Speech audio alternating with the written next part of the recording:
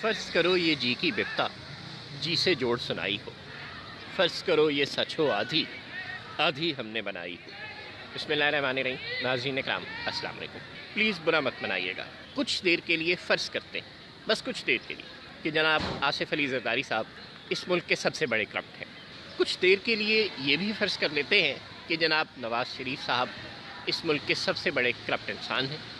کچھ دیر کے لیے یہ بھی فرض کر لیتے ہیں کہ جنرل عاصم سلیم باجوہ صاحب اس ملک کے سب سے بڑے کرپٹ انسان ہیں۔ کچھ دیر کے لیے ہم یہ فرض کر لیتے ہیں کہ مولانا فضل الرحمان صاحب کے بھائی اور داماد اور دیگر رشتہ دار اور وہ خود بھی اس ملک کے کرپٹ ترین لوگوں میں شامل ہیں۔ اب سمجھنے کی بات یہ ہے کہ طفیل مل والا، شبیر چکی والا، منصور موچی، عبد الکریم دکاندار، راشد الخیری اسکول ٹیچر، سرمد علی ڈاکٹر، طفیل انجینئر، اگر یہ سب کرپٹ نہیں ہیں، ان کی کرپشن کے قصے مشہور نہیں ہیں، اور سیاستدانوں اور جرنیلوں یعنی اس ملک کی مقتدر اشرافیہ کی کرپشن کے قصے مشہور ہیں، تو اس کا سبب کیا ہے؟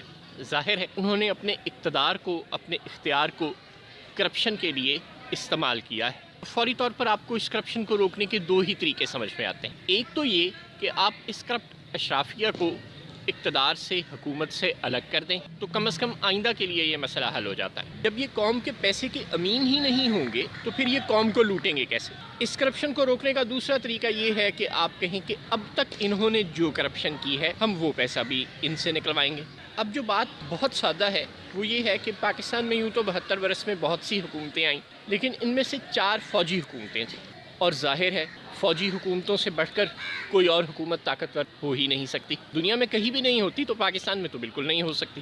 جب یہ چاروں فوجی حکومتیں بہت سے سیاستدانوں کو کرپٹ قرار دینے کے باوجود آج تک ہمیں یہ نہیں بتا سکیں کہ انہوں نے فلاں کرپٹ سے اتنا مال نکلوایا اور اسے واپس قوم کے خزانے میں جمع کروایا، تو کیا کوئی سیاستدان اس میں کامیاب ہو سکتا ہے؟ جب براڈ شیٹ جیسا احمقانہ معاہدہ جنرل پرویز مشرف کی حکومت ایک غیر ملکی کمپنی کے ساتھ کر رہی تھی، جو کہ بنائی ہی کچھ جرنیلوں کی آشیرواد سے گئی تھی، نیب سے ہونے والے معاہدے سے صرف 1 ماہ پہلے بنائی گئی تھی، اسے بنانے والوں میں جرنیلوں کے رشتہ دار اور ان کے فرنٹ مین شامل تھے، یوں اسے اندرون ملک ان جرنیلوں کے توسط سے اور بیرون ملک موجود قانونی ڈھانچوں سے اچھی خاصی سپورٹ حاصل تھی، لیکن اس کے باوجود وہ کمپنی ہمیں 1 روپیہ بھی وصول کر نہ دے سکی۔ براڈ شیٹ ہو، نیب ہو، FIA ہو، اینٹی کرپشن ہو، یا اس طرح کے دیگر بیسیوں ادارے اور ڈھکوسلے ہیں۔ ہم پاناما کا بہت چرچا سنتے ہیں۔ پاناما انکشافات نے بھلے نواز شریف کو دنیا کا سب سے بڑا کرپٹ ثابت کر دیا، لیکن عوام کی جیب میں کیا آیا؟ بینیفیشری کون بنا؟ عوام یا صرف چند لوگ؟ عوام کو یہ فائدہ ہو سکتا تھا کہ عمران خان صاحب اور ان کی جماعت کو حکومت مل گئی اور وہ یہ ثابت کرتے کہ وہ روایتی حکمران نہیں ہیں، اور ان تمام لوگوں کو جو آج تک عوام کے پیسے کے امین ہونے کی حیثیت کو استعمال کرتے ہوئے عوام کو لوٹتے رہے ہیں، وہ ان کو حکومت سے الگ کر دیں گے، اور آئندہ کے لیے یہ انشور کریں گے کہ کوئی کرپشن اس ملک میں نہیں ہوگی۔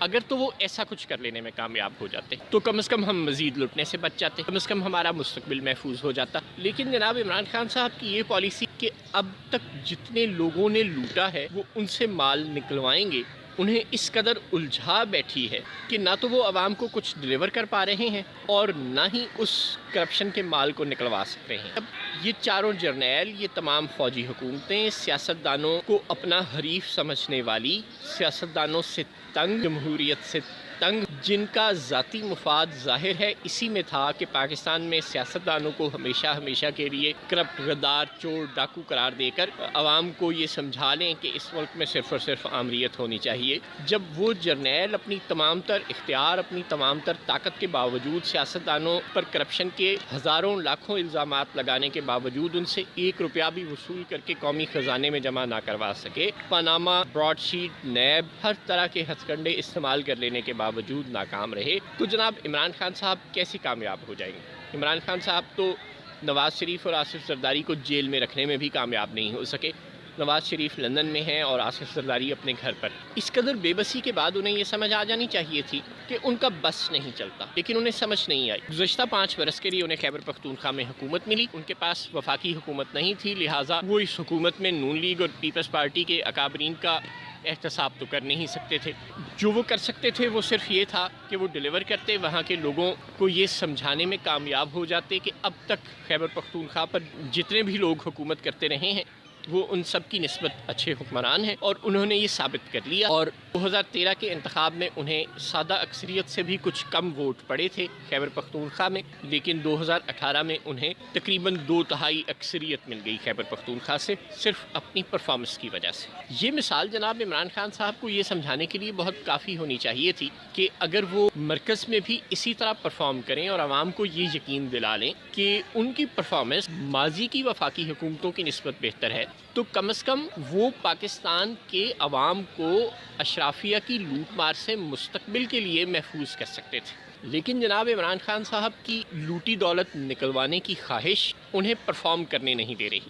اچھا، اب وفاقی حکومت اور پختونخوا حکومت میں پرفارمنس کا پریسیڈنٹ سیٹ کرنے کے تناظر میں بہت واضح فرق ہے.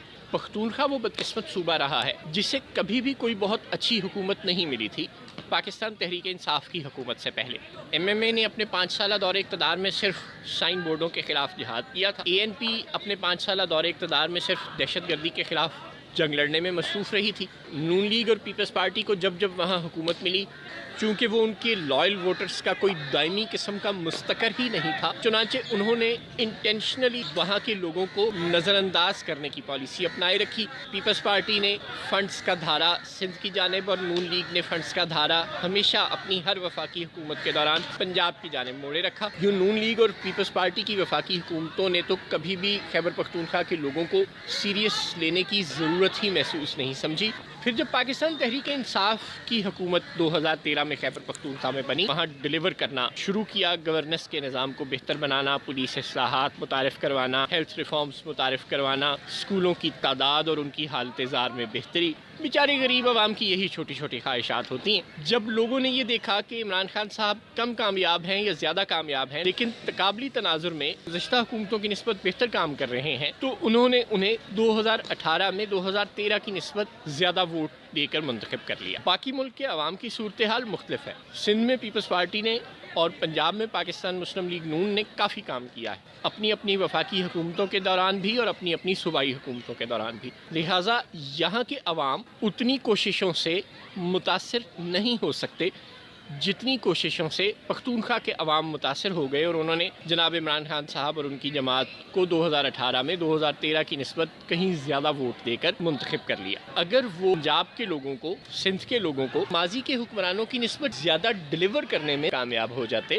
وہ کم از کم اتنا ضرور کر سکتے تھے کہ ماضی کی کرپشن کو بھلے کنٹرول نہ کر پاتے لیکن مستقبل میں کسی کرپٹ کو اس ملک کے لوگوں پر مسلط ہونے کی اجازت نہ دیتے. اگر عوام ان کی پرفارمنس سے متاثر ہو جاتے اور وہ دوبارہ کرپٹ ترین نواز شریف، کرپٹ ترین آصف زرداری اور کرپٹ ترین عاصم باجوہ اور جنرل مشرف کے پیٹی بھائیوں کو اپنے اعتماد سے نوازنا بند کر دیتے، تو یہ بھی کرپشن کے خلاف جناب عمران خان صاحب کی بہت بڑی کامیابی ہوتی.